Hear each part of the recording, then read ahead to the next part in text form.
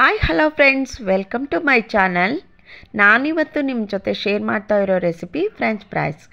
ಇದು ಒಂದು ಪೊಟ್ಯಾಟೋದಲ್ಲಿ ಒಂದು ಬೌಲ್ ಫ್ರೆಂಚ್ ಫ್ರೈಸ್ ರೆಡಿ ಆಗುತ್ತೆ. ನಾನು ಈ ರೀತಿ ಸ್ಲೈಸ್ ಮಾಡ್ಕೊಂಡಿದ್ದೀನಿ ಪೊಟ್ಯಾಟೋನೆಲ್ಲ. ಇದನ್ನು ಒಂದು 10 ಮಿನಿಟ್ಸು ಅಥವಾ 15 ಮಿನಿಟ್ಸು ಡ್ರೈ ಆಗೋಕ್ಕೆ ಬಿಡಬೇಕು. ಅದರಲ್ಲಿರೋ ನೀರೆಲ್ಲ ಡ್ರೈ ಆಗಬೇಕು. ಅದೆಲ್ಲ ಡ್ರೈ ಆದಮೇಲೆ ನಾನು ಬೌಲ್ಗೆ ಹಾಕ್ಕೊಂಡಿದ್ದೀನಿ. ನೋಡಿ, ಈ ರೀತಿ 1 ಸ್ಪೂನು ಕಾರ್ನ್ಫ್ಲೋರ್ ಹಾಕ್ಕೊಳ್ತಾ ಇದ್ದೀನಿ. ಅದು ಟೆಸ್ಟ್ ಥರ ಆಗಬೇಕು, ಆಗ ನೀರು ಹೀರ್ಕೊಳ್ಳುತ್ತೆ. ಅದರಿಂದ ನೋಡಿ, ಈ ರೀತಿ ಆದಮೇಲೆ ನಾನು ಒಂದು ಕಡೆ ಬಾಣಲಿಲಿ ಎಣ್ಣೆ ಕಾಯಕ್ಕೆ ಇಟ್ಕೊಂಡಿದ್ದೀನಿ.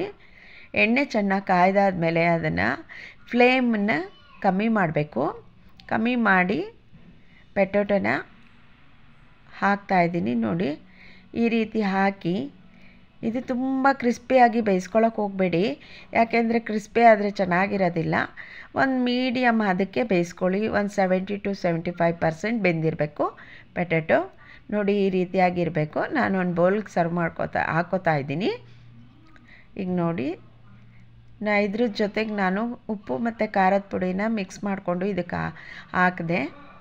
ಹಾಕಾದ್ಮೇಲೆ ಇದ್ರ ಜೊತೆಗೆ ಒಂದು ಸ್ಪೆಷಲ್ ಇಂಗ್ರೀಡಿಯೆಂಟ್ಸ್ ಹಾಕಿದ್ದೀನಿ. ಏನಪ್ಪ ಅಂತ ಹೇಳಿದ್ರೆ